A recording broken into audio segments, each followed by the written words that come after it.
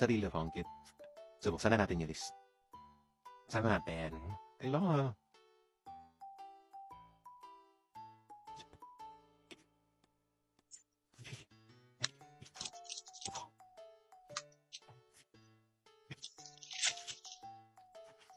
Tapos may QR code siya. Kaya na natin ito scan. Mukhang legit naman.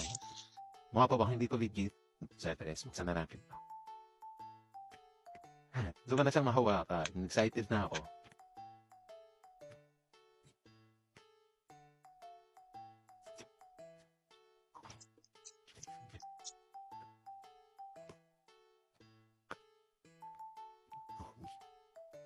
Oh, ito siya guys. Hasipupo Certificate of Authenticity. Authenticity. Nabulol pa. Authenticity. Ayan guys. Kaya so date of issue, may something pang ganyan. Hasipupo Stitch 1 eat option figure. So 1 eat, not 1 eat. It's not way ahead. Meron pa siyang ganito. Eat it na guys. Yung napapanood din sa mga unboxing ng mga naka-purchase na neto. Hasipupo Stitch. My God. Ang ganda niya guys. Actually nakamili ako ng hasipupo pero yung yung fox na mali. Diba sa previous unboxing. Yung pero ito legit na.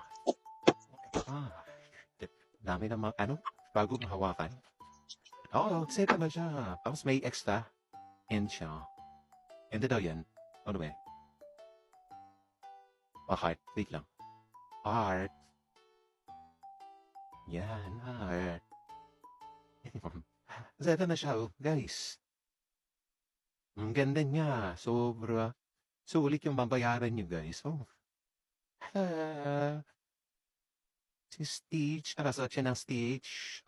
Diba? Ay, ayan guys. So, ayan, hubad siya. Tapos, alam ko nagagalaw rin siya yan. Pwede mo siyang galaw-galawin. Movable yung mga niya, joints. So, ayan, meron din siyang arm. Ayan. So, napapalitan yung hands niya. Ano kaya siya palitan? Hindi ko alam, baka masira. So, ayan guys. So, sa mga susunod na video natin guys, paglaruan natin siya.